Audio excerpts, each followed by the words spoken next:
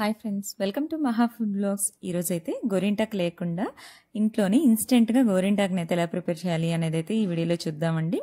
మన దగ్గర గోరింటాకు లేనప్పుడు ఏదైనా ఫంక్షన్స్కి కానీ పిల్లలకి ఏదైనా ఈవెంట్స్ ఉన్నప్పుడు కానీ ఇలా ఇన్స్టెంట్ గోరింటాకుని అయితే ఒకసారి ట్రై చేయండి.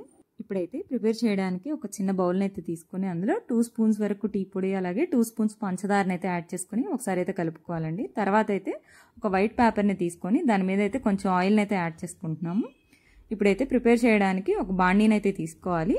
బాండీ అయితే మనకి అడుగున మాడిపోయి మళ్ళీ క్లీన్ చేసుకోవడానికి ఇబ్బంది లేకుండా ఇలా వైట్ పేపర్కి అయితే ఆయిల్ని రాసుకొని ఆ పేపర్ని అయితే ముందు బాండీలో పెట్టుకోవాలి. తర్వాత ఇంకొక చిన్న బౌల్ని అయితే ఇలా బోర్లించుకొని దాని చుట్టూ మనం కలుపుకున్న టీ పొడి అలాగే పంచదారని అయితే యాడ్ చేసేసుకోవాలి. నెక్స్ట్ అయితే స్టవ్ ఆన్ చేసేసుకొని ఈ బాండీని అయితే స్టవ్ మీద పెట్టుకోవాలి. నెక్స్ట్ అయితే ఈ బోర్లించిన గిన్నె మీద మరొక చిన్న గిన్నెని అయితే పెట్టుకొని తర్వాత అయితే ఆవిరి బయటకు పోకుండా ఏదైనా ప్లేట్ని కానీ లిడ్ని కానీ అయితే ఫిట్ చేసుకొని దాని మీద ఒక మీడియం సైజ్ గిన్నెలో వాటర్ని యాడ్ చేసుకొని బరువు పెట్టుకోవాలి. మనకైతే ఆవిరి బయటకు పోకుండా చూసుకోవాలి. ఇలా లో ఫ్లేమ్లో 10 minutes వేడి చేసుకొని అయితే స్టవ్ ఆఫ్ చేసుకోవాలి. నెక్స్ట్ అయితే మూత తీస్తే ఇలా పైన పెట్టుకున్న బౌల్లో అయితే మనకి ఇలా లిక్విడ్ అయితే ఫామ్ అవుతుంది. ఇప్పుడైతే ఇందులో మనం కుంకాన్ని అయితే యాడ్ చేసుకోవాలి. మా దగ్గర అయితే కొంచెం థిక్ కలర్ ఉంటే యాడ్ చేస్తాం. మీ దగ్గర కొంచెం రెడ్ కలర్ ఉంటే యాడ్ చేసుకుంటే ఇంకొంచెం కలర్ అయితే బాగా వస్తుంది మనకి.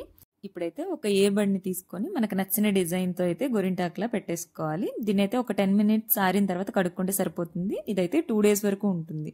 ఇంతేనండి, ఇలా చాలా సింపుల్గా ఇంట్లోనే ఇన్స్టెంట్గా గోరింటాకుని అయితే ప్రిపేర్ చేసేసుకోవచ్చు. మీరు కూడా తప్పకుండా ఒకసారి ట్రై చేయండి. ఇలాంటి మరిన్ని వీడియోస్ కోసం please subscribe to Maha food blogs. Thank you for watching.